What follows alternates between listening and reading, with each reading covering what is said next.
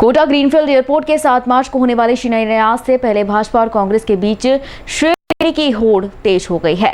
वहीं पूर्व मुख्यमंत्री अशोक गहलोत ने सोशल मीडिया पर पोस्ट कर कहा कि एयरपोर्ट की पहल उनकी कांग्रेस सरकार ने की थी। उन्होंने लिखा कि राहुल गांधी ने कोटा की जनसभा में एयरपोर्ट बनाने का वादा किया था और उसे पूरा करने के लिए कांग्रेस सरकार ने 2021 में 1250 एकड़ जमीन निःशुल्क आवंटित की। साथ ही 2022 में बिजली लाइनों को शिफ्ट करने के लिए 120 करोड़ रुपए का बजट भी स्वीकृत किया गया था।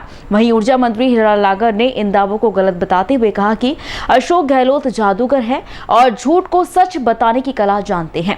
तो झूठ को सच करने का जादू भी जानते हैं कि कैसे उसको सच किया जाए। उनके उसमें है, कला है वो उनकी, क्योंकि वो तो जादूगर है, तो वो उनके पास है।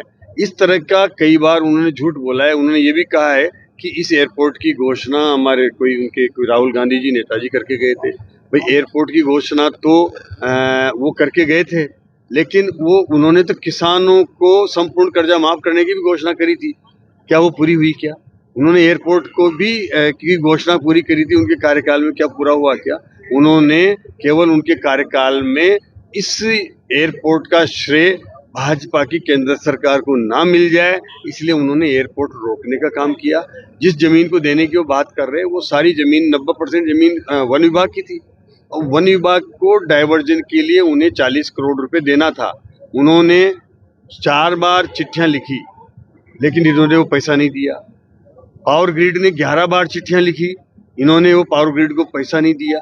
जब आप उन योजनाओं को आपने कह रहा है कि हमने बजट में व्यवस्था करी थी, बजट में तो कर दी, लेकिन उसको दोगे जब, है ना, तो आपने देने का काम नहीं किया। उसकी वजह से जो वन विभाग की जो पेचीदगी भरी खाना पूर्ति होती है वो सब नहीं हो पाई। हमारी सरकार जैसे ही आई, हमने 2 महीने के अंदर सारे पैसे दिए। हमने केडीए के माध्यम से उनको 40 करोड़ रुपए आते ही दिए।